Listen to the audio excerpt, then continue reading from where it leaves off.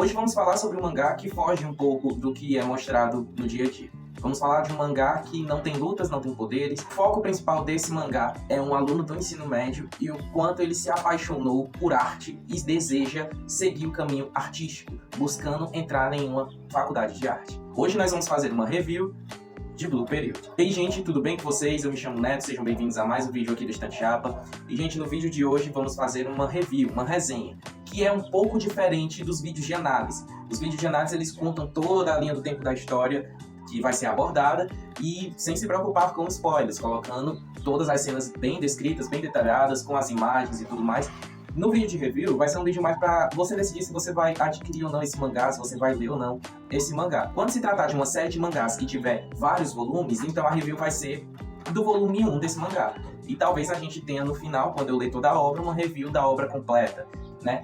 E aí as análises vão vir conforme eu for lendo um arco inteiro, que geralmente engloba uns 3 ou 4 volumes daquela obra.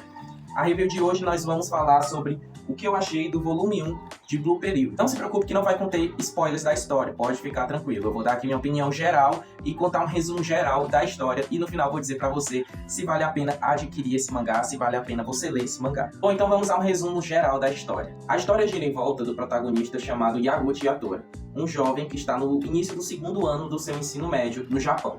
Ele tem os seus amigos com quem ele sempre se encontra. Quando ele se encontra com seus amigos, geralmente é para assistir futebol, beber, e às vezes beber bastante, e eles fumam, né? Apesar de parecer ser um delinquente com essa primeira descrição do personagem, Yatora é um protagonista muito aplicado. Ele é muito estudioso, ele é o rank 4 na escola inteira e ele sempre tira boas notas. E os seus pais sempre esperaram isso dele porque eles não têm condição de pagar uma faculdade. Então Yatora tem que tirar notas boas para conseguir entrar em uma universidade pública, onde ele não vai pagar nada, que seria para ele a única opção.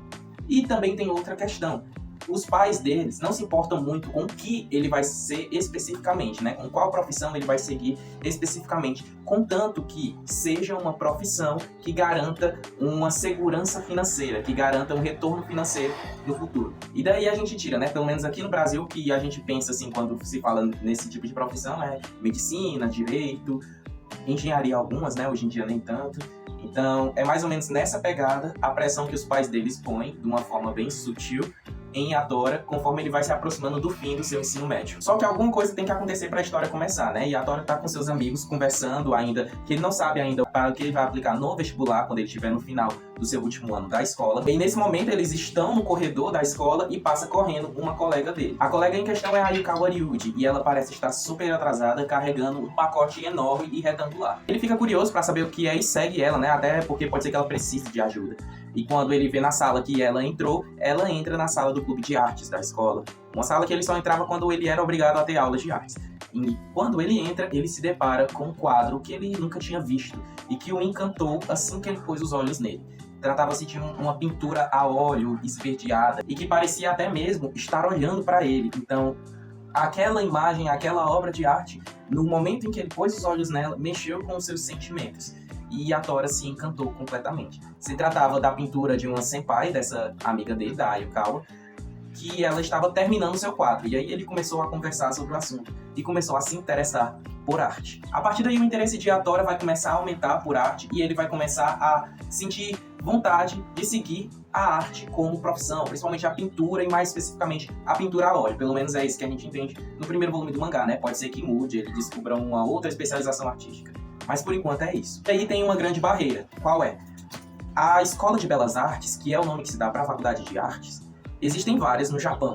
Porém, apenas uma é pública. E todas são muito caras, as particulares. A única faculdade de artes que é gratuita, que se localiza em uma universidade pública, é a Faculdade de Belas Artes da Universidade de Tóquio. Que inclusive não é aonde eles moram em outra cidade. Então, Yatora, ele percebe que ele finalmente tem alguma coisa que ele quer fazer e só tem uma opção de universidade para ele tentar. Então, nas 3 opções que ele recebe para a universidade, no preenchimento, ele coloca a Universidade de Tóquio. Só que é muito, muito, muito concorrido. É o 4º curso mais concorrido da Universidade de Tóquio e ele já está no seu segundo ano do ensino médio. Tem gente que está se preparando para isso desde o ensino fundamental. Filhos de artistas que já sabem que vão seguir essa carreira praticamente desde que aprenderam a ler. Então, nesse volume 1, nós vamos acompanhar o desenvolvimento do interesse de Yatora por artes e o quão ele vai se esforçar para se qualificar e para conseguir essa vaga na Universidade de Tóquio ao fim do seu ensino médio. Vamos lá, algumas observações. Vamos falar primeiro dos traços. Os traços, quando mostram as cenas em que serão pintadas as obras, ou então quando mostra os próprios personagens assim de frente, é uma coisa muito bonita. Eu achei o traço muito bonito. Eu só tive um leve desconforto porque ele é um pouco diferente dos traços mais convencionais de hoje em dia, que é quando mostra o personagem corpo inteiro em perfil. E aí dá uma quebrada assim na coluna do personagem que me deixa um pouco incomodado. Mas não é nada demais, é só uma coisinha diferente do que a gente vê normalmente. Então talvez seja esse o motivo desse desconforto, né? É só algo diferente. Mas são traços muito bonitos. E que sempre que ele mostra uma obra de arte de verdade, existe uma notinha de rodapé ali embaixo do quadro onde está aquela obra de arte, com o nome do artista real. Isso eu achei muito legal, porque você vai dar os devidos créditos para aquele artista do qual você está utilizando, né, como inspiração e como ilustração para o mangá. Gente, é um ótimo mangá pra você quebrar aquela rotina de só ler shonen e lutinha e poderzinho. O que é muito bom, o meu mangá favorito da vida é um shonen, que é One Piece, mas às vezes só de shonen você acaba se cansando, né? Eu, por exemplo, fui ler Kaiju número 8, eu não terminei a leitura porque pra mim parecia mais um script do mesmo, sabe? Mais um roteiro repetido de outras obras de poderes, de monstros tentando devorar pessoas. Aqui nós temos uma quebra nessa rotina, sabe? E ela vai englobar uma história que ou você já viveu, ou você ainda vai viver, ou você tá vivendo, que é essa época do final do ensino médio, em que a gente tá tendo que decidir o que a gente vai fazer da nossa vida. Que curso superior a gente vai fazer, se vamos fazer curso superior, se não vamos, em que profissão vamos seguir. Então todo mundo ou já passou ou está passando ou vai passar por isso. Por isso que é algo muito interessante. Não tem como você não se identificar com a angústia que o protagonista sente em muitos momentos. Você vai ver ali conflitos de comparação e você pode pensar nisso na sua vida de uma forma que não se restringe somente ao ramo da arte. O Yatora, por exemplo, ele começou a desenhar agora, e principalmente pintar, né? Pintar, ele não sabia nada de pintar. E aí no começo ele passa a se comparar com pessoas que fazem isso desde muito cedo. E até ele entender que não adianta ele se comparar e que ele tem que focar no seu próprio desenvolvimento, ele fica passando por momentos difíceis também. De forma geral, é um mangá que vale a pena. Eu vou ler os próximos volumes sim. E quando eu terminar o primeiro arco, né? Eu vou ver até que volume vai o primeiro arco. Vou trazer sim uma análise do primeiro arco de Blue Period. Eu quero o tempo todo falar Blue Lock, mas não tem nada a ver. De Blue Period aqui pro canal.